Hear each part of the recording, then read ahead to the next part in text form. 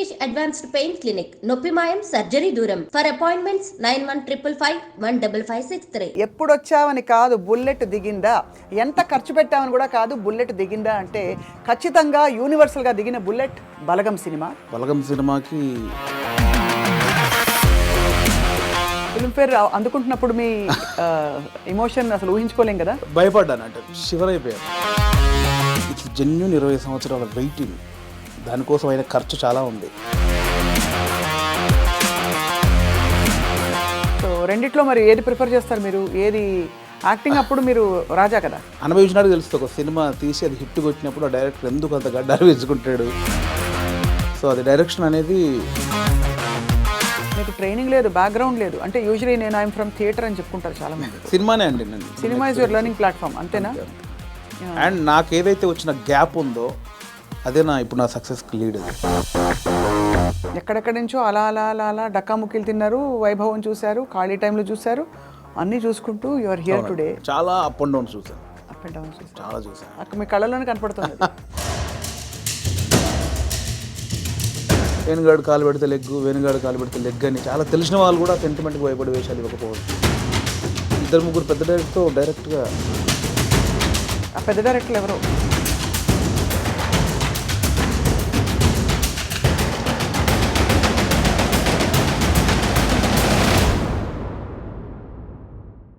Hello and welcome to this candid conversation exclusively on iDream. ఎప్పుడొచ్చావని కాదు bullet దిగిందా, ఎంత ఖర్చు పెట్టామని కూడా కాదు బుల్లెట్ దిగిందా అంటే ఖచ్చితంగా యూనివర్సల్గా దిగిన బుల్లెట్ బలగం సినిమా. అండ్ ఈ మధ్య ఫిల్మ్ఫేర్ అవార్డ్స్ 3 ఈ సినిమాకి రావడం ఆశ్చర్యం ఏమీ కాదు. So I have with me అందరికీ సుపరిచిత నటులు and the one and only Balagam fame, Balagam director, Jabardasth fame వేణుగారు. వేణుగారు నమస్కారం. నమస్తే అండి. Very happy to see you. మిమ్మల్ని తరమి చూస్తే కూడా ఒక హ్యాపీనెస్ అవుతుంది ఇప్పుడు కూడా. థ్యాంక్ యూ అండి. నాకు కూడా ఆఫ్టర్ లాంగ్ టైం నేను మళ్ళీ ఒక ఇంటర్వ్యూకి వచ్చాను. అంటే చాలామంది అడుగుతున్నారు కానీ అండి బలగం చాలా చేశాము, మళ్ళీ నెక్స్ట్ అనౌన్స్మెంట్ తర్వాత మళ్ళీ స్టార్ట్ చేద్దాం అన్నాను. మధ్యలో ఫిల్మ్ఫేర్, ఆ ఫిల్మ్ఫేర్ తర్వాత ఫస్ట్ స్వప్న గారు అనగానే ఎస్ అన్నాను నేను. నాకు తెలిసిన ప్రముఖుల జాబితా చాలా పెద్దది, కంగ్రాచులేషన్స్. అండ్ వాళ్ళందరూ పెద్దవాళ్ళు. మీ సినిమాని మీరు లేనప్పుడు మెచ్చుకున్నారు. సంగీతం శ్రీనివాస్ గారు ఇటీవల చెప్పారు. అలా మీకు డైరెక్ట్గా అందిన కాంప్లిమెంట్ వేణుగారు? బోలెడండి. అంటే మళ్ళీ బలగం గురించి మాట్లాడితే ఆడియన్స్ బోర్ ఉండొచ్చేమో. సో మెనీ అండి, సో మెనీ. అంటే బలగంకి ఎస్పెషల్లీ వచ్చిన ప్రతి ప్రశంస ఇది బాగుంది, ఇది టాప్ 1, ఇది టాప్ 2 అలా లేదండి, అన్నీ టాప్ 1లోనే ఉన్నాయి. అంటే ఎవరు ఆ సినిమా గురించి మాట్లాడినా వాళ్ళ కళ్ళు, వాళ్ళ బాడీ మొత్తం మాడుతుంటే నాకు తెలుస్తుంది. ఆ ఎగ్జైట్మెంట్ తెలిసిపోద్ది కదండి. కంగ్రాచులేషన్స్ హిట్ కొట్టావు వేరు, దాని గురించి ఎక్స్ప్లెయిన్ చేయడానికి మన మాటలు లేవని వాళ్ళ బాడీలోనే షివరింగ్ నేను చాలా చూసాను. సో బలగం సినిమాకి లెక్కలేనని ఉన్నాయి, నాకు ఇది ఒక్కటే అని చెప్పలేనని ఉన్నాయి. ఫిల్మ్ఫేర్ అందుకుంటున్నప్పుడు మీ ఎమోషన్ అసలు ఊహించుకోలేం కదా. భయపడ్డాను, అంటే షివర్ అయిపోయాను. అంటే బలగం రిలీజ్ అయిన 1.5 year తర్వాత జరిగిన ప్రోగ్రామ్కి లోపల ఏదో చిన్న షివర్ అయిపోతున్నాను. బేసికలీ ఇది నిజమా కాదా అంటే కాన్ఫిడెన్స్ అంటే డెఫినెట్లీ కొడతామని ఉంది. దానికి బిఫోర్ ప్రజెంటేషన్స్ అన్నీ చూస్తుంటే అది ఒకటే బ్యాలెన్స్ ఉంది, డెఫినెట్లీ వస్తుంది అని ఒక ఉన్నా కూడా అనౌన్స్ చేసిన తర్వాత స్టేజ్ మీదకి వెళ్ళేటప్పుడు కూడా చిన్న షివరింగ్ అయ్యి వచ్చేసినాయి. ఎందుకంటే సీరియస్గా ఒక కెరియర్ స్టార్ట్ అయిన దగ్గర నుంచి లైక్ 2000 నుంచి నేను ఇండస్ట్రీలో ఉన్నాను. యాక్టర్ని 2003-4 ఆ టైంలో అయ్యాను. అవును. అప్పటి నుంచి ఒక పెద్ద స్టేజ్ మీద ఒక అవార్డు తీసుకోవాలి, అదే యాక్టర్గా, అప్పుడు యాక్టర్నే కాబట్టి యాక్టర్గా తీసుకోవాలని ఉంది. నా ఫస్ట్ మూవీకి సంతోషం అవార్డు నాకు ఇచ్చారండి. దాని తర్వాత మళ్ళీ 20 సంవత్సరాలు పట్టింది. 2023లో జై సినిమా అనేది యాక్టర్గా కమిట్ అయ్యాను. 24లో రిలీజ్ అయింది. 24లో మళ్ళీ 2004లో సినిమా రిలీజ్ అయితే 2024లో మళ్ళీ అప్పుడు అవార్డు తీసుకున్నాను, సంతోషం అవార్డు. మళ్ళీ 20 సంవత్సరాల తర్వాత మళ్ళీ తీసుకున్నాను. సో ఆ గ్యాప్లో ఎన్నో క్యారెక్టర్లు చేసి మనకు ఈ అవార్డు ఫంక్షన్లలో తీసుకోవాలి ఎన్ని కలలుగానే ఉంటాను. అందుకే ఆ రోజు స్టేజ్ మీద కూడా చెప్పేశాను, ఓపెన్గా చెప్పేశాను, ఎన్ని నిద్రలేని రాత్రులు, ఎన్ని సిగరెట్ డబ్బాలు, ఎన్ని మందు బాటిళ్ళు, ఎన్ని ఆశలు. అది ఎవరో కాదు, ఇట్స్ జెన్యూన్ 20 సంవత్సరాల వెయిటింగ్, దానికోసం అయిన ఖర్చు చాలా ఉంది. అందుకే ఆ స్టేజ్ మీద నాకు చెప్పాలనిపించింది. అది చెడు కావచ్చు, మంచి కావచ్చు, నేను ఎంత వేదన పడ్డాను అంటే నా అవార్డు కోసం కదా, ఒక సక్సెస్ ఏదో ఒకటి ప్రూవ్ చేసుకోవాలి, ఇండస్ట్రీ అంతా ఒక్కసారి నన్ను చూడాలి. దానికోసం రెగ్యులర్గా అంత ఆరోగ్యం పాడైపోయింది. అంటే అది ఆరోగ్యం పాడవడం అవును అనరు, బట్ నా జెన్యున్ ఫీలింగ్ అది.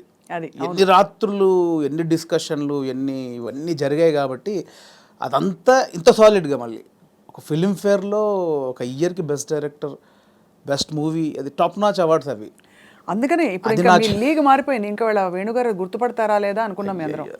అదేం లేదండి, బలగం వేనే ఎప్పుడు కమెడియన్ వేనే. అంతేనా? ఇంక 20 సంవత్సరాలతో కూడా నన్ను కమెడియన్ వేన్గా చూడవచ్చు, నాకు అది ఇష్టం బాగా. కానీ మీకు చాలా స్ట్రాంగ్ ప్రెజెన్స్ అండి యాజ్ అన్ యాక్టర్, కమెడియన్ కూడా. ఆ తెర మీద కొద్దిసేపు వచ్చినా కూడా ఒక్కసారి అంటే కొంతమందికి ఆ లగ్జరీ ఉంటుంది. సో రెండిట్లో మరి ఏది ప్రిఫర్ చేస్తారు మీరు? ఏది యాక్టింగ్ అప్పుడు మీరు రాజా కదా. డెఫినెట్లీ డైరెక్టర్ అనేది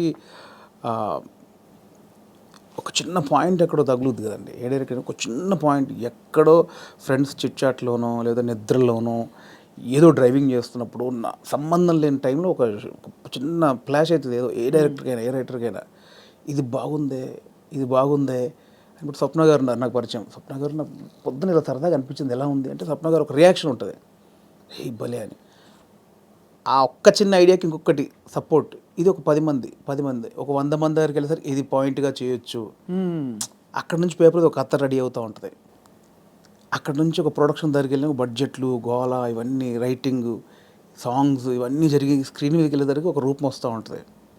దాని తర్వాత మనకి ఎడిటింగ్లో ఒక ప్రాపర్, దాని తర్వాత ఆర్ఆర్, దాని తర్వాత మిక్సింగ్, అంటే ఎక్కడో ఒక చిన్న పాయింట్ కళ్ళ ముందు అలా రూపాంతరం చెంది. అంటే లైక్ బేబీ అండి, ఒక బేబీని కడుపులో పడ్డప్పటి నుంచి బయటకు వచ్చేదాకా తెలియదు. అవును, అంత ఉంటుందండి డైరెక్షన్. సో ఇది ఎప్పటికైనా ఇది గోల్డెన్, అంటే అనుభవించినాడు తెలుస్తుంది. ఒక సినిమా తీసి అది హిట్ కొట్టినప్పుడు ఆ డైరెక్టర్ ఎందుకు అంత గడ్డాలు వేసుకుంటాడు, ఎందుకంత ఎగ్జైట్ అవుతాడంటే నాకు అనుభవించాక తెలిసింది దాని కష్టం. అంటే ఒక 5 years దాని వెనకాల నేను పడ్డ జర్నీ అంతా నాకు తెలుసు కాబట్టి.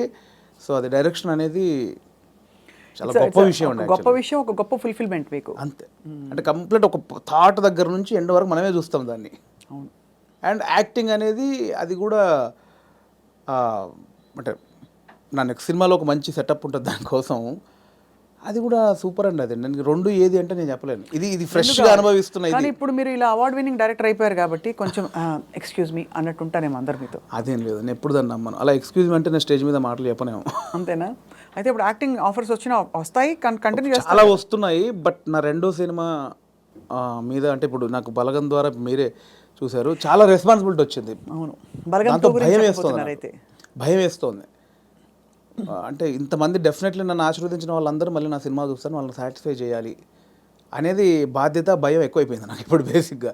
అందుకే ఈ సినిమా వరకు నేను పెద్దగా యాక్టింగ్ వైపు వెళ్ళట్లేదు. సినిమా తర్వాత డెఫినెట్లీ మళ్ళీ అంటే చిన్న చిన్న క్యారెక్టర్లు చేస్తున్నాను. Close friends, 3 days character, 5 days character, lengthy క్యారెక్టర్లు అయితే చేయదలుచుకోలేదు. కానీ ఇప్పుడు ఎలాంటి కథలు చెప్పాలి మీరు అనుకుంటున్నారని మిమ్మల్ని అడిగితే ఏం చెప్తారు మీరు? మిమ్మల్ని మూవ్ చేసే కథలు ఇప్పుడే నాకు డెఫినెట్లీ మట్టి కథల మీద ఎక్కువ నాకు ఉంటుందండి. రియలిస్టిక్ థింగ్, కొంచెం ప్రాక్టికల్గా ఉన్న విషయాలను చెప్పాలనేది నాకు ఉంటుందండి ఎక్కువ. నా చిన్నప్పటి నుంచి చిన్న ఫీలింగ్ అదే. ఇంట్లో పెరిగిన వాతావరణం, మా ఫాదర్ పెరిగిన వాతావరణం, మా ఫాదర్ చిన్న కమ్యూనిజం, ఆయన చిన్న కమ్యూనిస్టు. సో తెలియకుండా అదే బ్లడ్ ఉంది నాలో. సో అందుకే చిన్న అటువైపు వెళ్తుంది నాకు. కమర్షియల్ అనేది మేబీ ఫ్యూచర్లో చేస్తానేమో. ప్రజెంట్ అయితే మైండ్ అంతా నేను చిన్నప్పుడు నా జీవితంలో, నా జర్నీలో జరిగిన విషయాలు చాలా ఉన్నాయి, చాలా ప్రాక్టికల్ విషయాలు ఉన్నాయి. చాలా జనాల్ని అంటే రెగ్యులర్ కమర్షియల్ అన్నీ చేస్తున్నాం కదా, ఒకసారి చూసి బలగంలాగా ఆలోచించి అరే ఇది కదా మన చుట్టూ ఉన్నాయి కదా అని ఆలోచించే విషయాలు చాలా ఉన్నాయి నా వరకు అయితే.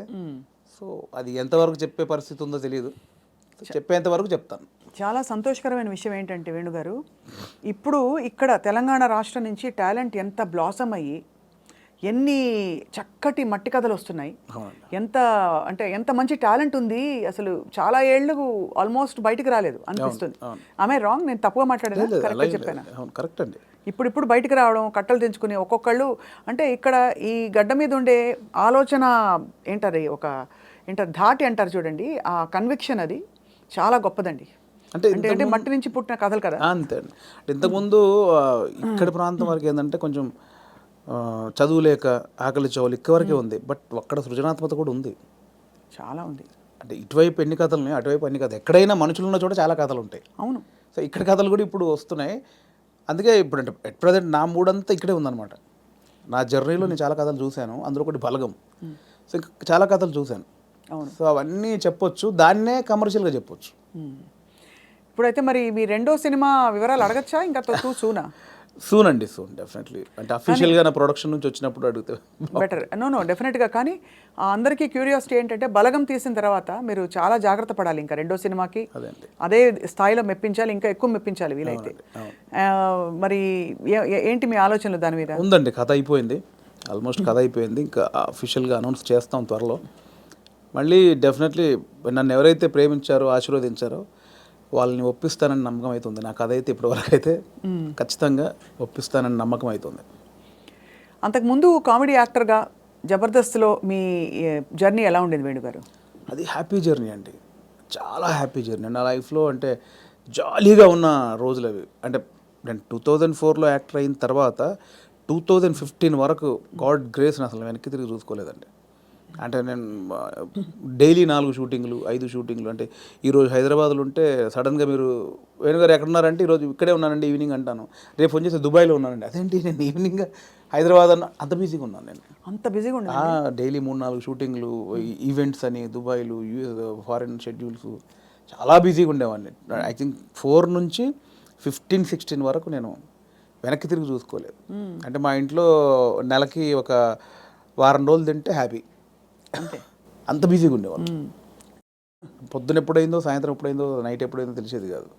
సో 15 తర్వాత కొంచెం జబర్దస్త్ నుంచి బయటకు వచ్చి అప్పుడు ఇంకేమైనా చేసుకోవాలని ఈ బలగం ఏదైతే దానికి ప్లానింగ్లో ఉన్నప్పుడు మాత్రం కొంచెం ఒక 3-4 ఇయర్స్ బాగా స్ట్రగుల్ అయ్యాను. సో కానీ ఎలాగా అంటే మీరు చెప్పారు కదా, అంటే మీరు మట్టిలోంచి పుట్టిన కుటుంబం మీది, మరి మీరు పొట్టకూటి కోసం అయినా పని చేయక తప్పదు. అవును. మరి ఒకవైపు ప్లానింగ్, ఇంకోవైపు యాక్టింగ్ ఆపర్చునిటీస్ వదులుకోవాలి. అప్పుడు మీకు సంఘర్షణ వచ్చిందా? అయ్యో చాలా అండి. అదే అంటే యాక్చువల్లీ నేను 2013లో జబర్దస్త్ స్టార్ట్ అయింది. అప్పుడు పీక్స్ నేను యాక్టింగ్లో, స్టేజ్ షోలని, యాక్టింగ్ అని చాలా పీక్స్. ఆ జబర్దస్త్కి వెళ్ళిన తర్వాత మేము ఎక్స్పెక్ట్ చేయలే, మాది స్టార్టింగ్ స్టేజ్, మాది స్టార్టింగ్ టీం, మాది ఎక్స్పెక్ట్ చేయలేదు. యాక్చువల్గా జస్ట్ ఒక 13 days, ఒక 4 రోజులు ఇవ్వండి చాలు అని తిరిగేవాళ్ళు, మా వెనకాల తిరిగేవాళ్ళు. సో ధనరాజు, మా చంద్ర అప్పుడు కొత్తవాడు, ఇంక వాడు రాలా అసలు. ధనరాజు నన్ను పక్కగా పట్టుకున్నారన్నమాట వాళ్ళు. అంటే మేము ఇద్దరే అంతకుముందు స్కిట్లు చేసాం, స్మోక్ టీవీ అని అవన్నీ చేసాం. సో వీళ్ళని పట్టుకోవాలని చాలా పట్టుకున్నారు. నేను కన్విన్స్ అవ్వాలా, ఎందుకంటే సినిమా నేను అప్పట్లో కొంచెం టీవీ అంటే టీవీకి వెళ్తే సినిమాకి రాలేరేమో అనేది ఉంది. ఇప్పుడు లేదు. ఇప్పుడు స్క్రీన్ అనేది ఉన్నది తప్ప big screen, small screen, phone screen లేదు. ఇప్పుడు స్క్రీన్ అంతే. అప్పుడు ఆ వేరియేషన్స్ ఉన్నాయి. సో అప్పుడు 13 రోజులు మంచి అమౌంట్ ఎక్స్పెక్ట్ చేయని అమౌంట్ ఒకటి. 4 days కదా అని లైట్గా కమిట్ అయ్యాం. ఆ 4 daysలో 13 episodes మీకు తెలుసు. అది జబర్దస్త్ స్టార్టింగ్ 18 రేటింగ్. అంటే గురువారం వస్తే వెయిట్ చేసేవాళ్ళు, గురువారం కోసం ఒక టీవీ షో కోసం వెయిట్ చేసేవాళ్ళు. సో 13 days తర్వాత మళ్ళీ బతిలాడి ఇప్పుడు అనుకున్న అమౌంట్ కంటే డబ్బులు పెంచారు. సరే అని మళ్ళీ 13 చేసాం, 27 episodes చేసాం. ఆ తర్వాత ఇంకా అది జబర్దస్త్ ఎట్లా అయిపోయిందంటే తెలుగు రాష్ట్రాల్లో గురువారం వస్తే ఏంటి అనేది. ఇప్పుడు స్కిట్లు రాయడం అది కూడా ఎలా జరిగేది? అది ఉండేది. సో అప్పుడు ఏంటంటే, అప్పుడు ఇంకా ఇది మీకు తెలియట్లేదండి, ఇది చాలా అద్భుతం, మీకు ఎంత అంటే అంత ఇస్తాం, మీరు కంటిన్యూ చేయండి అన్నారు.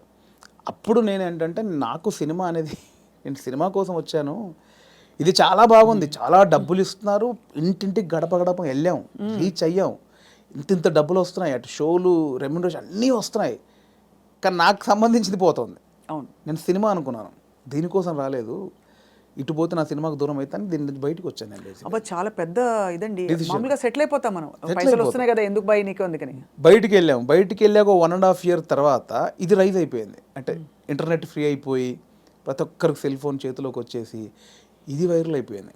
అప్పుడు ఏమైంది, నేను జబర్దస్త్ కొన్ని చేశాను కాబట్టి సినిమాలో కొంచెం దూరం అయిపోయా, టీవీకి వెళ్ళడం వచ్చేసి. అవును అవును అవును, ఇది వచ్చేసిందని నేను దాన్ని పక్కన పెట్టేసి సినిమాకి వచ్చేసరికి ఇది పక్కకు పెట్టేశారు. అరే ఇలా అయింది ఏంటి అని కసిలో మళ్ళీ ఒక 1 year చేసాం.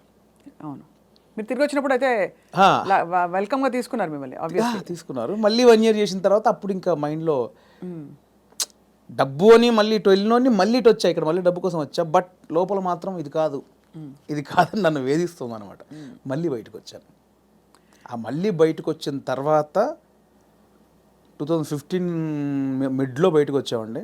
అప్పటి నుంచి అరాకొర అప్పటి నుంచి స్ట్రగుల్ స్టార్ట్ అయింది. ఆ 15 మిడ్లోంచి 2020 వరకు ఆ 4 years ఇటు లేక అటు లేక ఆ 4 years బాగా స్ట్రగుల్ అయ్యాను. అది మేజర్ నా కెరియర్లోనే వెరీ బ్యాడ్ పీరియడ్. అంటే తినడానికి ఉండడం వేరు, అది వేరు, బట్ మైండ్ బిజీగా ఉండడం మెయిన్ ఇంపార్టెంట్. అవును, మైండ్ బిజీ. మనం అసలు ఎటు వెళ్తున్నాం అని ఒక తెలుస్తుంది కదా లోపల. పొద్దున 6 గంటలకు వేస్తే స్టాఫ్ వచ్చారా, పొద్దున 12 గంటల వరకు ఈ షూటింగ్, మధ్యాహ్నం ఆ షూటింగ్, దుబాయ్, ఇటు ఆస్ట్రేలియా, ఇవి అన్నిట్లో ఈ స్కిట్ల బిజీ ఉంటుంది. ఇప్పుడు మీరు ఇందాక అడిగారు స్కిట్లు, మినిమం ఒక స్కిట్ రాయడానికి 2 రోజులు పట్టేదండి. ఎవరు రాస్తారు? నేను, నా టీం మెంబర్స్, ఎవరైనా ఒక రైటర్, అంటే మనకు సింక్లో ఉన్న మెయిన్ టీమ్ లీడర్ దగ్గరనే ఉంటుందండి. ఇంప్రూవ్ అని ఉంటుందండి యూఎస్లో, అంతా ఉంటుంది ఇది. 100% ఇంప్రొవేషనే స్క్రిప్ట్ అండి, స్క్రిప్ట్ రైటింగ్ ఏ ఉండదు. సో మీకు దానికి నేపథ్యం, మీరు Depends థియేటర్కి అది. వెళ్ళారా? థియేటర్కి వెళ్ళారా? థియేటర్ ఏం లేదండి నాకు. థియేటర్ ఎక్స్పీరియన్స్ లేదు, జస్ట్ మీరు చూసి నేర్చుకున్నవి అంతే ఇవన్నీ. అంతే. ఎందుకంటే ఇప్పుడు బాడీ మనం లాంగ్వేజ్, కూర్చున్నామండి, టైమింగ్. ఇప్పుడు పాయింట్ ఎట్లా వస్తే మనం కూర్చున్నాము, లేట్ అవుతుంది, ఈ లేట్ అయిన గ్యాప్లో ఏం చేద్దాం అని ఒక థాట్, ఏం చేయొచ్చు అని కూర్చొని మాట్లాడుకోవడం. అలా మాడుకుంటే ఏదో జోకులు వస్తూ ఉంటాయి. ఓ బంచ్ ఆఫ్ జోక్స్ వచ్చాక అసలు దీనికి ఏంటి కంటెంట్ ఏంటి, కథ ఏంటి, ఓ ఇలా వచ్చాడు, ఓ మిడ్లో గొడవ జరిగింది, లాస్ట్లో ఆ గొడవ పడి సారీ చెప్పాడు, ఓ స్టార్ట్, ఓ మిడ్, ఎండ్, ఏం చేయొచ్చు దీనికి. అలా కూర్చి స్కిట్ రాయడమే, అలా టీం అంతా రాయడం, ఆలోచన ఎక్కడైనా పాయింట్ వస్తుంటుంది. అది టైమింగ్, ఎడిటింగ్లో అసలు అంటే మా టైంలో అయితే ఎడిటింగ్ సెన్స్ లేకుండానే దింపేసేవాళ్ళం అండి. నింపేశారు. ఇప్పుడు ఎలా ఉందో నాకు తెలియదు. నా ధనరాజు కానీ, నేను కానీ, అప్పుడు రాఘవ్ గారు కానీ, చంద్ర కానీ, అంటే అప్పుడు ఇప్పుడంటే పాపం వాళ్ళు జబర్దస్త్ వాళ్ళకి, ఇప్పుడు వాళ్ళకి ఏమైందంటే కొన్ని వేల పాయింట్లు టచ్ చేశారండి. అవును, ఎన్ని స్కిట్లు అయి ఉంటాయి, కొన్ని వేల స్కిట్లు అయి ఉంటాయి, వేల పాయింట్లు టచ్ చేశారు, ఇంకేం చేయాలో అర్థం కాక వాళ్ళకి. అవును. అప్పుడు మేము కొత్త కాబట్టి మాకు అన్ని కొత్తయే, ఆల్ పాయింట్స్. ఇప్పుడు అత్తా కోడళ్ళు ఓ 100 పాయింట్లు ఉంటాయి, అప్పుడు మాకు అవన్నీ కొత్త. ఇప్పుడు అత్తా కోడలు చేయమంటే ఏది చేసినా కూడా ఆల్రెడీ చేసినట్టే ఉంటుంది. సో అట్లా మాకు చాలా పాయింట్స్ దొరికేవి. ఇప్పుడు చంద్ర మొత్తం ఫ్యామిలీస్ మీదకి వెళ్ళిపోయాడు, నేను అన్నీ కొంచెం టిపికల్గా ఉండాలి, అరే నేను ఈ కొంచెం కొత్తగా ఏదో చేసేవాడిని, ధనరాజు ఇంకో, అట్లా ఎవరి కేటగిరీ వాళ్ళకు ఉండేది. సో అప్పుడు పోటాపోటీ బాగా చేసాము. సో ఆ 15 నుంచి బయటకు వచ్చాక అంత మంచి రెమ్యునరేషన్స్ కానీ, ఈవెంట్స్ కానీ, మీకు తెలుసు ఈవెంట్స్ ద్వారా మంచి ఆర్టిస్టులకు మంచి ఆదాయం ఉంటుంది, చాలా బాగుంటుంది. అదే కదా. సో అటు ఇటు మిస్ అయ్యి ఈ 15 నుంచి 20 వరకు నేను దాదాపు మీరు ఎక్స్పెక్ట్ చేయలేని అమౌంట్ మిస్ అయిపోయాను. సో ఆ లోపల అది ఉంటుంది, అది బాధ అనమాట, తిండికి బాధ కాదు. అనవసరంగా దాంట్లోంచి బయటకు వచ్చావు, ఇప్పుడు ఇంత పోయింది, ఇప్పుడు ఇది లేదు అది లేదు. ఇప్పుడు మన బతుకులకి నువ్వు వచ్చిన నేపథ్యానికి అది చాలా పెద్ద అమౌంట్. దాన్ని మిస్ అయిపోయామే, తప్పు చేసామా, ఒప్పు చేసామా, అనవసరంగా సినిమా అని ఓ పెద్ద బిల్డప్ ఇచ్చుకొని బయటకు వచ్చావు, ఇక్కడ ఇది లేదు, అక్కడ అంతా సాలిడ్ అమౌంట్ మిస్ అయిపోయి ఏంట్రా తప్పు చేసావు అనే గిల్ట్ అవుట్ ఉంటుంది చూసారా, ఆ గిల్ట్ ఎక్కువ పోయాను అనమాట. అవును, లక్షల సంపాదన వదులుకోవడం అంటే ఈజీ విషయం కాదు. అండ్ ఇప్పుడు పొద్దున్న లేవగానే ఇంకొకటి అండి, ఒక బిజీ పర్సన్ మీరు ఉన్నారు స్వప్న గారు అంటే, మీరు ఇంకా మిమ్మల్ని కట్టేసినా కూడా మీరు ఆగలేరు, ఎందుకంటే మనకి అంత ఉంది, అంత పని చేసేవాళ్ళు పొద్దున్న లేవగానే మనం ఏం పని లేదంటే ఎలా ఉంటుంది. అదే బిగ్గెస్ట్ కామెడీ స్కిట్లా ఉంటుంది. అంతే, అది దానంత నరకం ఉండదు. పొద్దున్న లేవగానే ఆ స్కిట్, షూటింగ్, ఇట్ట మైండ్ అలా పెట్టే మైండ్కి ఏమీ లేదంటే అది దానంత నరకం ఇంకోటి ఉండదు. అలా ఒక 3 సంవత్సరాలు ఫేస్ చేసిన తర్వాత ఆ ఫ్రస్ట్రేషన్లోంచి వచ్చిన ఐడియానే బలగం. అంటే ఇన్ని రాసాము, నేను చాలా సినిమాలకు అంటే చాలా సినిమాలు కాదండి, నా ఫ్రెండ్స్ డైరెక్ట్ చేస్తా ఉంటే వాళ్ళకు నేను సబ్జెక్ట్లో కూర్చునేవాడిని, కామెడీ ట్రాక్స్ రాసి ఇచ్చేవాడిని. అండ్ సినిమాలో మేము కామెడీ సినిమా షూటింగ్ చేస్తూ ఉంటే ఏదైనా మనం ఇంప్రూవ్ చేసిన పంచ్ ఉంటుంది, అది స్క్రీన్లో చూస్తే పేలింది అంటే నాకు ఆలోచించే ఉంది. ఇప్పుడు స్కిట్లు నేను ఆల్మోస్ట్ ఒక 100 స్కిట్లు రాసా, వర్కౌట్ అయినా చాలా, అంటే నా ఆలోచన నుంచి పుట్టినాయి కదా. సో నాకు నేను ఎందుకు చేసుకోకూడదు, అంటే ఇప్పుడు ఒక అవకాశం ఒకరు ఇస్తారు, డెఫినెట్లీ అందరు ఇస్తేనే ఇక్కడ దాకా వచ్చాను. బట్ ఇప్పుడు ఇంత మనకు ఒక నాలెడ్జ్ వచ్చిన తర్వాత కూడా వెయిట్ చేయడం ఎందుకు అనేది ఆ 3 సంవత్సరాలు వచ్చిన ఇది. అక్కడ సరే నేనే హీరోగా చేసుకుందాం, నేనే రాసుకుందాం, నాకు ఒక కథ రాసుకుందాం, నన్నే ఇలా ప్రజెంట్ చేసుకుంటే దాన్ని చూసి వేషాలు వస్తాయి మళ్ళీ అనే దాంట్లో నేనే ఒక పాయింట్ అనుకుందామని స్టార్ట్ చేసిన జర్నీ. ఒక 3-4 పాయింట్లు అనుకొని అవన్నీ రెగ్యులర్గా ఉన్నాయి. ఇలా అయితే నన్ను ఎందుకు చూస్తారు, చాలామంది అలా వస్తున్నారు కదా. నన్ను చూడాలంటే మళ్ళీ నేను కొంచెం బ్యాక్వర్డ్ అయి ఉన్నాను, ఇప్పుడు నన్ను కొత్తగా చూడాలి, కంప్లీట్ ఆపోజిట్గా చూడాలి, అది ఏం చేయొచ్చు. చాలా సాహసోపేతమైన అది. అలా ఏం చేయొచ్చు అన్న పుట్టినప్పుడు థాటే ఒక చావులో ఎలా ఉంటుంది అంటే, నేను మా నాన్న జరిగిపోయినప్పుడు ఉన్న సిచ్యువేషన్స్ అన్నీ ఫనీగా చూసా, ముందు ఎమోషన్ కాదు అది, ముందు ఫనీగా చూశాను. అంటే ఇప్పుడు తెలంగాణలో ఏంటంటే చేదునూరు అని ఉంటుంది, అంటే చుట్టం చూపు వాడు వచ్చినప్పుడు వాళ్ళని ఓదార్చిన తర్వాత చేదునూరు అనేది ఉంటుంది. అంటే ఇంత మందు తీసుకొచ్చి, ఇంత చికెన్ మటన్ తీసుకొచ్చి నా వంతుగా నీకు ఒక భరోసా ఇచ్చి, నీ బాధని తొలగించి ఈ వచ్చిన వాళ్ళు ఇస్తారు. అంటే ఆచారం ఏంటంటే అండి, ఇప్పుడు నేనున్నాను, నాకు ఒక మా ఇంట్లో ఎవరో చేదు జరిగింది. ఎవరో చనిపోయారు, చేదు జరిగింది. మా బావను, మా మావయ్యను, బావ మరుదు ఎవడు ఆడు వచ్చి నన్ను ఓదార్చి సరే బావ జరిగిపోయిందని ఈ బాధను దూరం చేయాలి. నాకు ఏదైతే ఆ మిస్సింగ్ ఫీల్ ఉందో దాన్ని దూరం చేయగలని ఏం చేయాలి, ఇంత మందో బిందో తీసుకొచ్చి కాసేపు 2 గంటల సపోర్ట్ ఉండి కడుపు నిండా తినబెట్టి ఏం కాదులే నేను ఉన్నానులే అని సపోర్ట్ ఇచ్చే వెళ్ళే విధానం అనమాట అది. కరెక్ట్, అవును. సో అదొక ఆచారంగా వచ్చింది, చేదు నోరు అంటాం. ఇప్పుడు పెద్ద ఫ్యామిలీ అనుకోండి, ఇప్పుడు ఇప్పుడు ఇప్పుడు ఇప్పుడు బాంబేలో ఉంటారు ఒకరు బావంట ఆయన, అక్కడ 10 మంది చుట్టాలు ఉన్నారు, ఇక్కడ చనిపోయింది కంపల్సరీ రావాలి, వస్తారు, ఈ ప్రక్రియ కూడా చేయాలి. ఇప్పుడు 10 మంది 10 రోజులు ఉండలేరుగా, 2 రోజుల్లో చేసి వెళ్ళిపోవాలి. అవును. సో 10 మందిది వీడు తాగాలి, నేను తాగాలి, తినాలి. తాగాల్సిందేనా అంటే బాంబే నుంచి వచ్చాడండి పాపం, అంతే కదా, మా బావకి ఇలా జరిగిందని ఏదో ఆయన తృప్తికి చేసే, నేను ఒక ముక్కనాన్న తినకపోతే ఆడేమనుకుంటాడు, ఫీల్ అవుతాడు కాబట్టి చేయాలి, కంపల్సరీ. సో ఈ ప్రాసెస్ మా నాన్న జరిగింది అనమాట. మాది పెద్ద కుటుంబం, మా అమ్మకి నేను 9వ వాడిని, మా పెదనాన్నలు 6, మా మేనత్తలు 3. ఆహా. సో మా ప్రతి పెదనాన్నకి ఫ్యామిలీ మినిమం 10 మంది, 7 మంది, 8 మంది, వాళ్ళందరూ వచ్చి అందరూ 200 మంది మా కజిన్స్ ఉంటారు, అన్నయ్యలు, వదినలు, వాళ్ళ పిల్లలు అందరూ వచ్చేసి ఏమైపోయిందంటే ఆ 11 రోజులు మా నాన్నది చనిపోయిన నెక్స్ట్ డే నుంచి మార్నింగ్ ఒక సెటప్, 11 o'clock ఒక సెటప్, 1 o'clock ఒక తప్పదు. దీనిలో ఏం జరుగుద్ది, ఇప్పుడు నేనున్నాను, మీరు వచ్చారు, రాగానే సరే బావ ఇలా జరిగిందంటే సరే కూర్చో తాగదు అంటే కాదు కదా, మీరు అడుగుతారు ఎలా జరిగింది బావ ఏంటి అంటే నేను చెప్పాలి, నేను ఇలా ఉన్నట్టు నాన్న చూస్తూ అని ఏడవాలి. ఓకే అయిపోయింది. ఇప్పుడు 12 o'clock ఇంకోటి వచ్చాడు, వాడికి కూడా సేమ్ ఏడవాలిగా. రాగానే రాబావ కూర్చోండి, వాడు మళ్ళీ చూసేవాడు ఒక కంట నీరు కూడా పెట్టలేదు, వాడు రాగానే తాగినని వాడు అనుకుంటాడని వాని కోసం మళ్ళీ సేమ్ ప్రాసెస్. ఏమైందంటే నానిలా లేడు అన్నీ అంటే నాకు అలా మంది ఎలా జరుగుతుందంటే వస్తున్నారు, తాగుతున్నారు, ఏడుస్తున్నారు, తింటున్నారు, పంటున్నారు, ఏడుస్తున్నారు, ఏంద్రా అది. అప్పుడు నా చిన్న వయసు 99లో మా నాన్న చనిపోయినప్పుడు ఆ వయసులో నాకు అది అనిపించింది, మీరు సెలబ్రేట్ చేసుకుంటున్నారా, బాధపడుతున్నారా, ఎంజాయ్ చేస్తున్నారా అనేది ఒకటి ఉంది, ఎప్పుడో చూసినది. అది ఇక్కడికి షిఫ్ట్ అయింది అనమాట. ఎలాంటి కథ చేయొచ్చు అదే అదే అదే అదే అన్నప్పుడు మా ఫ్రెండ్ ప్రదీప్ అద్వైతం అని ఇప్పుడు నెక్స్ట్ వైజయంతి మూవీస్లో పెద్ద సినిమా చేస్తున్నాడు. సో నాకు బెస్ట్ ఫ్రెండ్ అనమాట. సో తను ఏంటంటే ఒకసారి 10 days కనిపించలా, మళ్ళీ వస్తే డార్లింగ్ ఎక్కడికి వెళ్ళామంటే ఇట్లా మా పెద్దనాన్న చనిపోయాడు రా, గమ్మతుంటుంది మన తెలంగాణలో మా తాగుడు గోల ఇలా ఏడుపు అని అన్నాడు. అది స్ట్రైక్ ఏదో బాగుంది కదా అని ఒకసారి రివెండ్కి వెళ్తే మా నాన్నది ఇంత జరిగింది కదా ఫన్ ఇక్కడ, ఇది కదా మనం ఆపోజిట్గా చెప్దాం అనుకున్నాం, అక్కంచెలు మొదలైన కథ. సో అప్పుడు ఒక 4 సీన్లు రాసుకొని ఫ్రెండ్స్కి చెప్తే వాళ్ళు హిలీరియస్గా నవ్వి దానికి ఇంకో 4 సీన్లు వేసి. కానీ ఇక్కడ విశేషం ఏంటంటేనండి, జబర్దస్త్ కావచ్చు, ఇది కావచ్చు, చాలా సీరియస్ అంశాలని లైటన్ చేయడం ఈజీ కాదు. సెంటిమెంట్స్ హర్ట్ అవుతాయని ఒక బాధ ఉంటుంది కదా. ఇప్పుడు మీరు పిల్లలు పుట్టలేదు ఒక జంటకి, దాని మీద మీరు జబర్దస్త్లో ఒక స్కిట్ రాయాలనుకోండి, చాలా మంది హర్ట్ అయిపోతారు, నీకు అసలు మనసుందా, నువ్వు సమాజంలో బాధ్యత గలవాడిగా, ఇవన్నీ అడుగుతారు ఆబ్వియస్లీ కదా. అలాంటిదే చావు కూడా చాలా పర్సనల్, చాలా ఇది. కానీ ఇందులో మీరు ఒక విధమైన హ్యూమరు, లైఫ్లోని చాలా సటిల్గా జరిగిపోయే ఇవన్నీ తీసుకొచ్చారు చూడండి. అది దాన్ని కూడా మన పెద్దవాళ్ళు చెప్పిన నిదర్శనాలు అండి నిజంగా. అంటే ప్రతి విషయంలో మీకు సీరియస్నెస్ ఉంటుంది, కామెడీ ఉంటుంది. ప్రతి ఇన్సిడెంట్లో మీరు కామెడీ, ఇప్పుడు ఇది సీరియస్ అనుకోండి ఒక చావు అనేది, ఎగ్జాక్ట్ లేకపోతే ఒక కామెడీదే తీసుకుందాం, కానీ దానిలో కూడా సీరియస్ ఉంటుంది.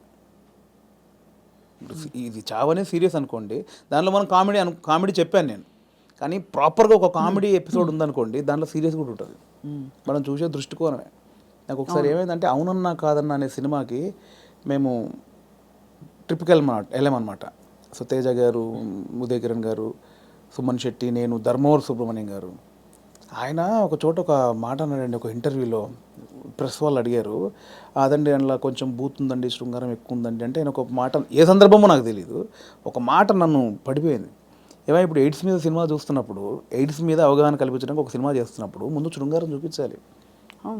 వాడు ఎలా అడిక్ట్ అయ్యాడు శృంగారానికి, కొంచెం బ్యాడ్ రూట్ ఎలా పట్టాడంటే అవన్నీ చూపించాలి. కొంచెం ఆ రొమాంటిక్ అప్పీల్ చూపించినప్పుడే ఇది చెప్తావు, అది చూపించకుండా ఇది చెప్తే ఎవడు చూడ్డాయి అన్నాడు.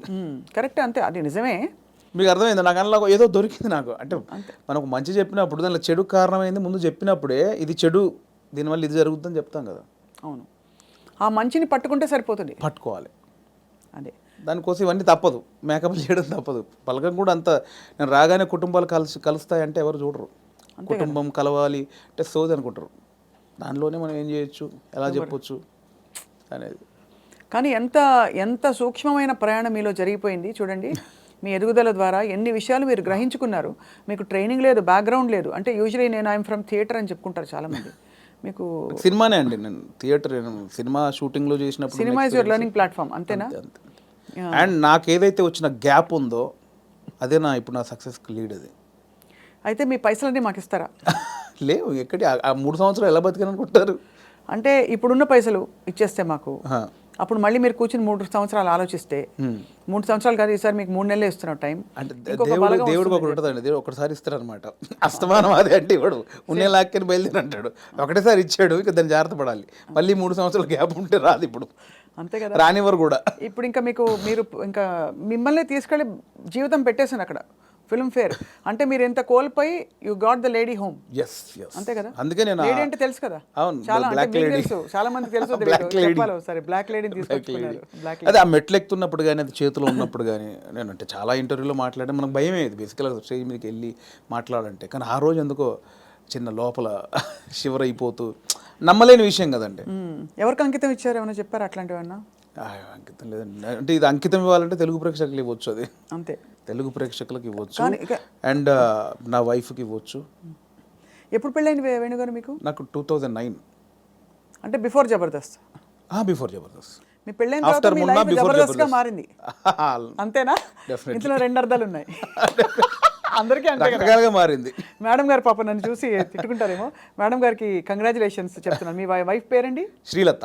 శ్రీలత గారికి కంగ్రాచులేషన్స్, మీ వారు సాధించి ఛేదించి చూపించారు. అది డెఫినెట్లీ నా వైఫ్ సపోర్ట్ 101% ఉందండి. ఈ 5 years జర్నీలో నేను ఏది పట్టించుకోలేదు బేసిక్గా. అవునా? ఏది పట్టించుకోలేదు ఇన్ సెన్స్, అంటే డబ్బు ఉండగానే అన్ని కాదు. ఇది ఒక్కటి కట్ చేసి మేము thumbnail పెడితే ఏముంటుంది? మా వైఫ్ నన్ను ఈ 5 ఏళ్లలో అస్సలు పట్టించుకోలేదు.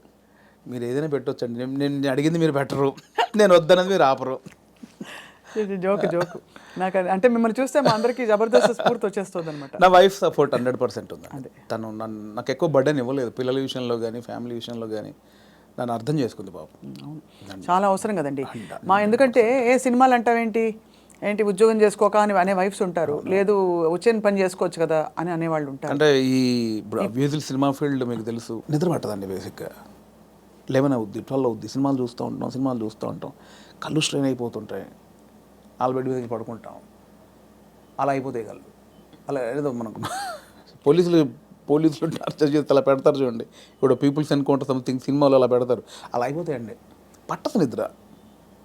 అంటే ఎలా ఇది ఎట్లా ఏం చేయాలి ఇది ఓకే అవుద్దా కాదా, నెక్స్ట్ పాయింట్కి వెళ్దామా అని మళ్ళీ కూర్చుంటాం, మళ్ళీ ఏదో సినిమా పెడతాం, మళ్ళీ ఏదో చేస్తాం, అవ్వదు. అలా 5-6 అయిపోతాయి.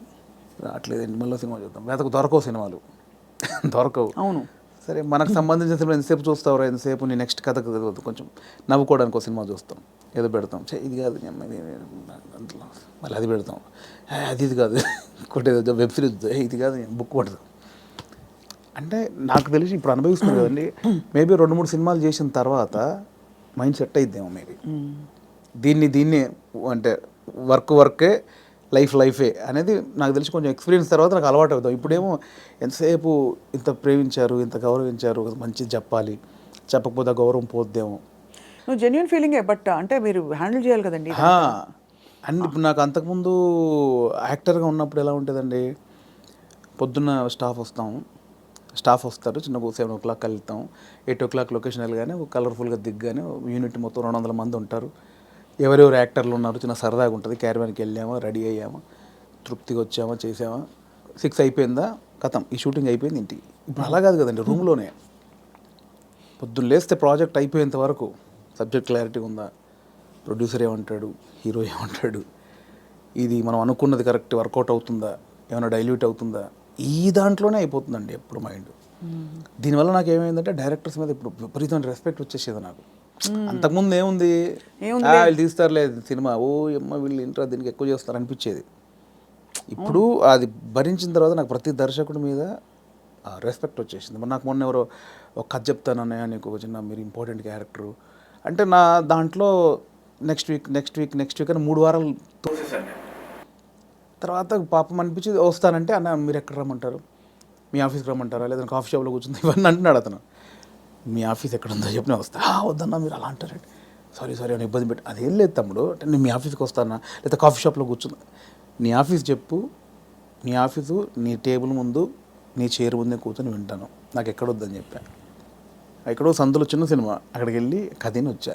ఎందుకంటే నాకు ఆ రెస్పెక్ట్ వచ్చేసింది. అది చిన్న సినిమానే పెద్ద సినిమా అయినా పాపం వాడు ఎంతో టైం పెట్టి ఒక ప్రొడ్యూసర్ని ఒప్పించి ఆ టీంని సెట్ చేసుకొని ఆ ప్రాసెస్ ఉంటుంది చూసారా, అది అనుభవించాను కాబట్టి నాకు రెస్పెక్ట్ వచ్చేసింది. సీరియస్లీ మోసేవాడికే తెలుసు అంటారు కదండి కాబట్టి అవును ఖచ్చితంగా. అది నొప్పి నాకు ఆఫ్టర్ డైరెక్ట్ అయ్యాక తెలిసింది నాకు.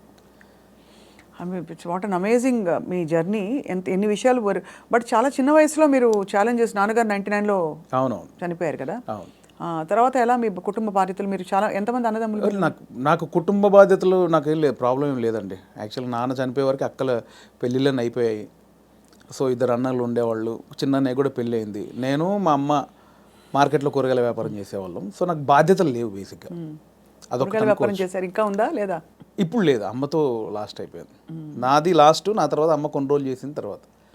సో నాకు బాధ్యతలు లేవండి అసలు. అక్కడ ఒకటి టెన్షన్ లేకుండా ఉంది. బట్ నేను ఊర్లో ఉన్నప్పుడే డబ్బులు సంపాదించాను కూరగాయల వ్యాపారంలో. ఇండస్ట్రీకి వచ్చాక మాత్రం నేను ఇంటి దగ్గర డబ్బులు అడుక్కొని రాలా. నాకు చిన్నప్పటి నుంచి చేసి ఎవరిని అది లేదు. రెండోది ఒకరి కింద పని చేయడం కూడా ఇష్టం లేదు నాకు. అంటే ఊళ్ళో లోయర్ మిడిల్ క్లాస్లో జీతాలు ఉంటారు, బట్టల షాప్లో కానీ కిరాణా కొట్లో కానీ. నేను ఎప్పుడు అలా లేను. కూరగాయల వ్యాపారం ఏంటంటే నా ఓన్ బిజినెస్ అది. అవును, నా ఓన్. అది 50 రూపాయలు వచ్చినా, నేను రోజుకి 50 రూపాయలు సంపాదించినా, 100 రూపాయలు సంపాదించిన, నా ఓన్ బిజినెస్ అది. నేను ఒకరి కింద నేను జవాబుదారి కాదు నేను బేసిక్గా. అంటే ఏదన్నా నేను హాఫ్గా నాకు లీవ్ కావాలన్నా ఒకరిని అడిగి లీవ్ పెట్టుకునే అవసరం లేదు నాకు, నా ఓన్. సో అది అలవాటు అయిపోయింది. సో అక్కడి నుంచి ఆ డబ్బులు సంపాదించే ఇది వచ్చింది కాబట్టి హైదరాబాద్కి వచ్చాక ఇక్కడ స్టార్టింగ్ స్ట్రగుల్ పీరియడ్లో మనకు మెయింటెనెన్స్కి చాలా ప్రాబ్లమ్స్ ఉంటాయి. నేను ఇంటి దగ్గర అడుక్కోవడానికి నాకు మొహమాట అనమాట. మనమే సంపాదించాం, మనం అడిగేది ఏంటి అని. సో అడగకుండా ఉండడం కోసం అప్పుడప్పుడు ఊర్లోకి వెళ్ళి ఒక 10 రోజులు కూరగాయలు అమ్ముకొని 1000 రూపాయలు సంపాదించుకొని, ఆ 1000 రూపాయలతో జాగ్రత్తగా ఒక 2-3 నెలలు ఉండి అక్కడ ఇక్కడ చాలా పడ్డానులేండి. చాలా ఇంటర్వ్యూలో చెప్పాము, చాలా స్ట్రగుల్స్ పడ్డాము స్టార్టింగ్లో. కాకపోతే ఆ ఊర్లో కూరగాయల వ్యాపారం, అక్కడ అనుభవం, ఆ 10 మందిలో తిరగడం. నేను మార్షల్ ఆర్ట్స్ చేశాను. నేను స్టేట్ లెవెల్ 2 టైమ్ ఛాంపియన్. నాకు 96లో సుమన్ గారి చేతుల మీద ఛాంపియన్షిప్ అందుకున్నాను నేను. సో ఆ మెచ్యూర్డ్ అయితే ఉందండి మీ దగ్గర. బ్రౌన్ బెల్ట్ హోల్డర్ అప్పుడు షాओलिन కుంగ్ఫూలో. నాకు ఒక 60-70 స్టూడెంట్స్. కరీంనగర్లో 2nd ప్లేస్ కొట్టాను, కరీంనగర్లో 1st ప్లేస్ కొట్టాను. ఎన్ని రంగాలు మిమ్మల్ని పిలిచే చూడండి. కళ, క్రీడలు. అంటే కళకు అదే నాందండి కరాటే అనేది. అంటే ఊర్లో ఉన్న వాళ్ళకి ఇది కాదు మన లైఫ్. ఇట్లా నా ఫ్రెండ్స్ లాగా ఇక్కడే పవర్ లూమ్స్ నడుపుకుంటూ కూరగాయలు అమ్ముకుంటూ ఇలా కాదు, ఏదో ఉంది అని. ఆ ఉన్న దాంట్లో చేయగలిగింది ఏంటి, ఏదో కరాటే నేర్పుతున్నారని అక్కడికి వెళ్తే అక్కడ టోర్నమెంట్లు, వేరే ప్రపంచం చూశాను నేను అక్కడ. అవును, చూసి దాంట్లో ఫ్యూచర్ లేదనిపించింది. అంటే ఫినాన్షియల్గా కానీ పేరు ప్రఖ్యాతులుగా కానీ దాంట్లో కొంచెం లేదు.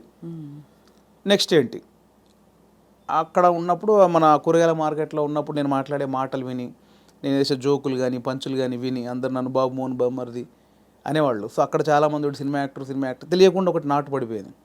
స్కూల్లో మనం మాటలకి, అంటే నేను కామెడీ చేస్తాను వాళ్ళకి తెలుసు, నాకు తెలియదు అది కామెడీని. మీరేంటి డైలాగులు, స్కిట్లు చూసి చేసేవారే, సీన్స్ చూసి చేసేవారా? అలా కాదండి, అలా కాదు. స్కిట్లు ఎట్లా అసలు? ఫస్ట్ స్కిట్ ఎప్పుడే సార్ చెప్పండి మీరు? అఫీషియల్ స్కిట్ అంటే official skit either on stage or on TV. Official skit 90 అంటే స్కూల్లోనే. స్కూల్ కాదండి, స్కూల్లో అసలు చాలా సిగ్గు నాకు. ఓ, అంటే బ్యాక్ బెంచ్ అనమాట. బ్యాక్ బెంచ్లో తోపునే, చాలా సిగ్గు నాకు స్కూల్లో. అది రాగా ఇండస్ట్రీకి వచ్చాక వచ్చింది అది. స్కూల్లో చాలా సిగ్గు అండి. స్కూల్లో యాక్టివ్గా ఉండి పాటలు పాడి అదేం లేదు. ఆ టైప్ కాదు. బ్యాక్ బెంచ్లో మనం కూర్చున్నామంటే ఒరిజినల్ స్టేజ్ ముందు ఎంతమంది ఉంటారో దానికి డబుల్ ఉంటారు. అక్కడ సూపర్ స్టార్ని. కానీ చిన్న మైక్ అంటే శివరు, ఆ భయాలు నాకు ఇండస్ట్రీకి వచ్చాక పోయింది అది. సో అలా అయితే ఆ లెక్కన ఫస్ట్ స్కిట్ ఎప్పుడు వేశారు? నేను 10th ఫస్ట్ మైక్ బట్టి చిన్న అఫీషియల్గా వచ్చిన పర్ఫార్మెన్స్ లాంటిది. అంటే మా 10th క్లాస్లో మీకు ట్యూషన్కి వెళ్తాను చూసారా, గవర్నమెంట్ స్కూల్లో చదివే పిల్లలు. అవును, మ్యాథమెటిక్స్, సైన్స్, ఇంగ్లీష్కి ట్యూషన్కి వెళ్తారు. సో ఆ ట్యూషన్కి వెళ్ళే ప్రాసెస్లో ఆ స్కూల్లో పాట పాడాను నేను. నాకు 2nd ప్లేస్ వచ్చింది, మా ఇంకో అమ్మాయికి 1st ప్లేస్ వచ్చింది. అది నా ఫస్ట్ యాక్చువల్గా ఒక యాక్టర్గానో కళాకారుడుగా అది 10thలో. అది మా టీచర్స్, మా ఫ్రెండ్స్ ఇంకా నాతో అలిగి, అంటే నువ్వు ఎన్ని చాటుగా చేస్తావు, అన్ని అద్భుతాలు చేస్తావు, అక్కడెక్కడ మూలకి ఎవడు చూడకుండా చెట్ల కింద పుట్ల కింద అది జైరా అని వాళ్ళందరూ నన్ను ఒత్తిడి చేస్తే చాలా సిగ్గుతో అది పాడా. అది ఫస్ట్. ఇండస్ట్రీలో స్కిట్ అంటే స్మోక్ టీవీతో బాగా రీచ్ అయ్యామండి బేసిక్గా. అవునవును. స్మోక్ టీతో రీచ్ అయ్యాము. దానికి బిఫోరు చిన్న చిన్నగా చేసామండి. మనసు మాట వినదు అనుకుంటా, ఐ థింక్ నా సెకండ్ మూవీ మనసు మాట వినదు. దుర్గం చెరువులో ఆడియో ఫంక్షను. అప్పుడు ఏంటంటే అప్పుడు కూడా నాకు సిగ్గు, బట్ యూనిట్లో నా అల్లరి నా గోలకు అందరూ ఫ్యాన్స్. ఓ స్లోగా అలాగా యూనిట్లో ఇప్పుడు డైరెక్షన్ డిపార్ట్మెంట్ తోటి కానీ నాకు మార్తాండ్ శంకర్ గారు, అవునవును, ఆయన నాకు ఆదిత్య గారి దగ్గర ఆయన కో డైరెక్టరు, బాగా నాకు ఇంకా క్లోజ్ అనమాట అన్నయ్య. ఆయనతో నేను ఎంటర్టైన్మెంటు అది అలా బిహైండ్ ద స్క్రీనే, ఇందాక బ్యాక్ స్టేజ్ అన్నది అలా. నా కెమెరామెన్ కానీ డైరెక్టర్ కానీ ఆదిత్య గారు కానీ శంకర్ అన్న కానీ ఇంకా వేణుగాడు ఉన్నాడంటే రచ్చ, అందులో వేణుగాడు రెండు అంతే. ఇంకా ఆ నైట్ చచ్చిపోవాల్సింది ఒక్కొక్కటి నవ్వి అలా ఉండేది. సో అక్కడ నుంచి మీకు కాన్ఫిడెన్స్ వచ్చింది? రాలే, ఇంకా అక్కడ కూడా రాలేదు. అలా అందరికి నోన్, లైట్ మెన్స్తో సహా డిపార్ట్మెంట్ అందరికి నోను. దుర్గం చెరువులో ఆడియో ఫంక్షన్ జరుగుతుందండి మనసు మాట విందు. అప్పుడు నవదీప్ చెన్నైలో షూటింగ్ చేస్తున్నాడు. సో 8 o'clock ఇక్కడ ఈవెంట్ జరగాలి. సో 7కి స్టార్ట్ చేసాము. నవదీప్ ఆందవే అంటున్నాడు. ఆ డ్యాన్స్ పోటీలు జరిగాయి, డ్యాన్స్ చేస్తారు కదా వాళ్ళు ఈవెంట్లో, ఆడియో ఫంక్షన్లో డ్యాన్స్ అయిపోయింది. 4-5 పాటలు పాడారు. అక్కడ నవదీప్కి గంట లేట్ అయింది ఫ్లైట్. సో మీడియా అంతా వెయిట్ చేస్తున్నారు, హీరో రాలా. ఎలా అన్నీ ఫుల్ఫిల్ చేశారు, అన్ని స్పీచ్లు అయిపోయినాయి. ఇంకా ఒక అరగంట పడుతుంది ఆందవే అంటే టక్మని నాతో పాటు వెంకీ ఉన్నాడు, పొట్టే వెంకీ. వాడు కొంచెం యాక్టివ్, వాడికి స్టేజ్ యాక్టివ్, నాది బ్యాక్ బెంచ్ యాక్టివ్ అంటే వాడు స్టేజ్ మీద యాక్టివ్. వాడు ఏంటంటే కాన్ఫిడెంట్గా అందులో ఉన్నది ఇంత అయిన టాపిక్ కాన్ఫిడెంట్గా చెప్తాడు. నా దగ్గర ఇంత ఉంటుంది, కాన్ఫిడెంట్ ఉంటుంది, ఇంత చెప్తే అనమాట. వాడు ఎక్కేసాడు, వాడు ఎక్కువ 15 నిమిషాలు ఊపేసాడు. ఇంకా నవదీప్ ఇంకొక 20 నిమిషాలు సబ్జెక్ట్ కొంచెం, కానీ దాన్ని కాన్ఫిడెన్స్ లెవెల్ ఎక్కువ తనకి, అంటే ఇంతున్నదాన్ని ఇంత కాన్ఫిడెంట్గా చెప్పగలడు. సో వాడు 20 minutes చేశాడు. ఇంకా నవదీప్ 20 నిమిషాలు రావాలి. ఎలా అన్నప్పుడు నాకు తెలియకుండా అనౌన్స్ చేశారు, ఇప్పుడు వేణు మిమ్మల్ని 20 నిమిషాలు ఎంటర్టైన్ చేస్తాడని. వాళ్ళు అనౌన్స్ చేయగానే మా యూనిట్ వాళ్ళు ఉంటారు కదా, ఓ అని ఒక స్టార్కి ఎట్లా అప్లాజ్ వస్తుందో అలా అరిచేశారు. అట్లా మొదలైంది. ఎవర్రా మీరు అడిగింది, నాకు షివరు, ఎవర్రా నన్నలా వీళ్ళు ఈ అప్లాజ్ వచ్చేసరికి కూర్చున్న వాళ్ళకి ఎలా ఉంటుంది, బోయిడోడ తోపు వస్తున్నాడని అనౌన్స్ చేశారు. రావే అంటే నేను ఎక్కడో చీకట్లో కూర్చొని నన్ను పిలిచాను నేను ఎక్కకి స్టేజ్ అంటే దేనికి ఎక్కాలి ఎక్కువ అన్నారు. ఇంకా అది ఫస్ట్ నాది పర్ఫార్మెన్స్ యాక్చువల్గా. అలా షివర్ అవుతూ చేయి ఎంత నవ్విస్తావు కదా చేయంటే బ్యాక్ స్టేజ్ నవ్విచ్చేది వేరు, ఆ టాపిక్లు వేరు, ఆ సబ్జెక్టులు వేరు. స్టేజ్ మీద ఎలా అని ఇంకా టక్ చేసి మనకి ఆడిషన్లో యాక్టర్గా ఆడిషన్ చేసేటప్పుడు చేసిన కొన్ని ఐటమ్స్, కొన్ని జోకుల్ని అలా ఒక్కొక్కటి చేస్తూ ఉంటే అప్లాజు, దాంతో ఒక 25 నిమిషాలు 30 నిమిషాలు సోలోగా ఎంటర్టైన్ చేశాను. ఈ లోపు నవదీప్ వచ్చాడు. అది ఫస్ట్ పర్ఫార్మెన్స్ ఇండస్ట్రీలో. సో అలా మీకు కాన్ఫిడెన్స్ వచ్చి చూడండి ఎక్కడి నుంచి మీరు ఎక్కడికి వచ్చేసరి వాళ్ళ ఫిల్మ్ఫేర్ అవార్డు అందుకుని. అవునండి, ఒక అద్భుతమైన జర్నీలో. ఇప్పుడు నెక్స్ట్ ఏంటని ఇంకా ప్లాన్ చేస్తున్నారు మైండ్. ఎవరు చేశారు ఇదంతా అంటారు? దేవుడా, మీరేనా? మీ రాత మీరే రాసుకున్నారా? దేవుడు రాశాడు? దేవుడు నమ్ముతారా? డెఫినెట్లీ నమ్ముతానండి. గుడ్డిగా నమ్ముతాను. అంటే గాలిలో దీపం పెట్టి దేవుడా అయితే అన్ను, దేవుడు అంటే నమ్ముతాను. అంటే మీరు చేస్తూ దేవుడా అంటారు. అంతే. నాకు ఇప్పుడు చిన్న సపోర్ట్ ఉందని ఫీల్. నేను హనుమాన్ భక్తుడు, నేను సో ఆయన ఉన్నాడని ఒక నమ్మకం ఉంటుంది. సో అలాగే ఆయన ఉన్నాడని ఏం చేయకుండా కూర్చోను, ఏం చేసినా ఆయన ఉన్నాడు, చూసుకుంటాడు. స్ట్రాంగ్ వెళ్ళొచ్చు, మావాడు ఉన్నాడు కదా. ఇప్పుడే నాకు హనుమంతుడు వారు చెవిలో చెప్పారండి, బలగం 2లో నేనే కదా. డెఫినెట్లీ ఆ సబ్జెక్ట్ ఎవరు కోరుకుంటే వాళ్ళే ఉంటారు. డెడికేషన్ పెట్టారన్నమాట. లేదండి, అంతే. ఆ సబ్జెక్ట్లో స్వప్న గారు అవసరం ఉందనుకుంటే మీరు ఎక్కడున్నా మీ దగ్గరకు వచ్చి అది వచ్చి అలా అంతే. నో, బట్ యాక్చువల్లీ సీరియస్గా ఎంత ప్రౌడ్ ఫీల్ అవ్వాలండి మీరు. అంటే మీరు జస్ట్ మీ అడుగులు మీరు వెతుక్కుంటూ ఎక్కడెక్కడి నుంచో అలా డక్కాముక్కీలు తిన్నారు, వైభవం చూశారు, ఖాళీ టైంలో చూశారు, అన్నీ చూసుకుంటూ యు ఆర్ హియర్ టుడే. చాలా అప్ అండ్ డౌన్ చూశాను. చాలా చూసాను. అక్కడ మీ కళ్ళలోనే కనపడుతుంది. అంటే నేను 200 సినిమాలు చేశానండి, ఆల్మోస్ట్ 220 సినిమాలు చేశాను యాక్టర్గా. కమర్షియల్ హిట్లు నాకు రాలేదు. అంటే సాలిడ్ క్యారెక్టర్ చేసిన సినిమానేమో ఫ్లాప్ అవ్వడం, ఏదో ఒక్క చిన్న అరసీన్ ఉన్నది బ్లాక్ బస్టర్ హిట్ అవ్వడం. సినిమాల్లో ఒక సక్సెస్ఫుల్ సినిమాలో ఒక మంచి క్యారెక్టర్ పడితే తెలియకుండా సినిమాలు వచ్చేస్తాయి. నేను మంచి క్యారెక్టర్లు చేసిన ఏవి వర్కౌట్ అవ్వాలి. సో యాక్టర్గా వేణుకు చాలా మంచి టైమింగ్ ఉందని రాజమౌళి గారి దగ్గర నుంచి, సుకుమార్ గారి దగ్గర నుంచి, పెద్ద వాళ్ళందరూ, త్రివిక్రమ్ గారు, వినాయక్ గారు, పూరి జగన్నాథ్ గారు, మా గురువు గారు తేజ గారు, అందరూ. కానీ ఒక కమర్షియల్ బ్రేక్ పడినప్పుడు వాళ్ళు ఎవరేం చేయగలిగారు? ఇప్పుడు నేను బలగం సినిమా చేశాను, నాకు తెలిసిన యాక్టర్లు ఎవరిని పెట్టుకోలేకపోయారు. ఎందుకంటే ఆ సినిమా ఎవరిని కోరుకుంటుందో వారినే తీసుకుంటారు. ఎవరైనా అంతే కదండి, అటు బాగా చేస్తున్నాడని అందరూ తీసుకొని పెట్టుకుంటే అవ్వదు. ఇది బిజినెస్. నేనే పెట్టుకోలేకపోయాను కదా. సో అది రాలేదనే వేదన చాలా ఉండేదండి నాకు. అంటే నా బిఫోర్ వచ్చిన వాళ్ళందరూ సూపర్ స్టార్లు ఎదిగిపోతున్నారు, మనకు ఒక కమర్షియల్ హిట్ లేని కారణంగా, అన్నీ చేయగలిగి హిట్ లేని కారణంగా వెనకబడిపోయామనే ఒక ఆవేదన ఒకటి ఉంటుంది. అది చాలా పెయిన్ఫుల్. ఆ మధ్యలో వేణుగాడు లెగ్గు అని ఒక ఆ టైంలో అంటే చాలా సినిమాలు మంచి క్యారెక్టర్లు పోయేసరికి తెలియకుండా ఎవడో అని వేణుగాడు కాలు పెడితే లెగ్గు, వేణుగాడు కాలు పెడితే లెగ్ అని చాలా తెలిసిన వాళ్ళు కూడా సెంటిమెంట్కి భయపడి వేషాలు ఇవ్వకపోవడం, దేవా చూసారా, ఇలా చాలా పెయిన్ఫుల్ జర్నీలు జరిగాయి. ఎంత దారుణం అండి అసలు మాట అంటాం. బాధేస్తుంది కదా, డబ్బులు చాలా పెద్ద 2-3 పెద్ద డైరెక్టర్తో డైరెక్ట్గా కొంచెం విభేదించాను కూడా, అట్లా చాలా జరిగాయి. సో నేను కాదు కదా ఇప్పుడు మొన్న ఇప్పుడు టిల్లు అంటారు నన్ను, నేను నిలబడ్డాను కదా, అంతే కదా, నా ట్రాక్ తప్పు చేయలేదు కదా, ఇంకోటి నాకు ఎందుకు వేస్తారు అట్లా. అదొక చాలా పెయిన్ఫుల్ ఉండేది. ఆ పెద్ద డైరెక్టర్లు ఎవరో అందరూ సహకరించిన వాళ్ళు అందరి నిమిత్తం మాత్రమే అండి. ఇక్కడ నేను ఇక్కడ దాకా వచ్చిన తర్వాత నేను ఎవరిని అంటే ఇప్పుడు అర్థమవుతుంది మీకు దేని వెనకాల ఏ రీజన్ ఉందని ఇప్పుడు అర్థం చేస్తుంది. మీరు డైరెక్టర్ అయ్యారు కాబట్టి నేను చెప్పాను కదా, ఇప్పుడు నా సినిమాకి నా చిత్రం శ్రీను దగ్గర నేను 1.5 year టచ్ బాయ్గా పనిచేశాను, చాలామందికి తెలుసు. అతనికి నేను వేషం ఇవ్వలేకపోయాను. మా తాగబోతు రమేష్ ఇప్పుడు నాతో మాట్లాడడానికి ఇప్పటికి కోపమానికి రచ్చరవి క్యారెక్టర్ నేను చేయలేనని ఇప్పటికీ నా మీద కోపం 100 సార్లు తిట్టుంటాడు. నేనంటే ఇప్పుడు నన్ను గొంతు పిసికి చంపేస్తాను వాడు, రచ్చరవి క్యారెక్టర్ నేను చేయలేనా, నాకు తెలంగాణ రాదా అని. కానీ నాకు అదే డైరెక్టర్గా నాకు ఆ క్యారెక్టర్లో రవే కనిపించాడు, రమేష్ కనిపించలే. ఇక్కడ టాలెంట్ బేరీజ్ వేయడం కాదు, నాకు వాడైతే సెట్ అవుతుంది అనిపిస్తోంది. అట్లా నా దగ్గర ఎంతున్నా కూడా పెద్ద డైరెక్టర్లు అందరూ నాకు వేషం ఇవ్వలేదంటే ఆ సినిమాకు వాళ్ళకి 100 బాధలు ఉంటాయి నాకు ఇప్పుడు తెలిసి వచ్చింది. అంతకుముందు తిట్టుకొని ఉన్నాను, బట్ ఇప్పుడు నాకు తెలిసి వచ్చింది ఏ సినిమాకి ఆ సినిమా బాధలు ఉంటాయి. సో అంతకుముందు తిట్టుకున్న దర్శకులందరూ నేను మనస్ఫూర్తిగా సారీ చెప్పుకున్నా ఎప్పుడో, ఇప్పుడు అంతే ఇందువల్ల మీరు మాకు ఇవ్వలేదా అని. ఎందుకంటే ఇప్పుడు నాకు తెలుస్తుంది కదండి, ఇప్పుడు నన్ను వచ్చి నాకు ఎందుకు రమేష్ నేను సమాధానం చెప్పలేకపోతున్నాను ఇప్పుడు, అంతేగా, అంతే తెలిసి వచ్చింది. మీరు అన్నది కరెక్ట్, మీకు తెలిసి వచ్చిందంటే అర్థమైంది అర్థమైంది ఇప్పుడు. సో బట్ డెఫినెట్గా మీరు ఐ థింక్ మీరు మంచి సినిమాలు మంచి కథలు చెప్తారని అందరికీ కాన్ఫిడెన్స్ వచ్చేసింది. మొన్నే సంగీతం శ్రీనివాసరావు గారు కూడా మెచ్చుకోవడం మిమ్మల్ని, అలాగే చాలామంది అంటే పరోక్షంగా మిమ్మల్ని మెచ్చుకున్న విషయాలు కూడా చాలా ఉన్నాయి. బలగం సినిమా ఒక బెంచ్ మార్క్ అయిపోయింది వాళ్ళ ఇండస్ట్రీలో. అంటే హౌ ఒక ఇన్నోవేటివ్ నావెల్ స్టోరీతో ఇన్నోవేటివ్ విధానంలో ఎక్కువ బడ్జెట్ లేకుండా మనసుని హత్తుకునే సినిమా ఎలా తీయచ్చో వేణుగారు చేసి చూపించారు.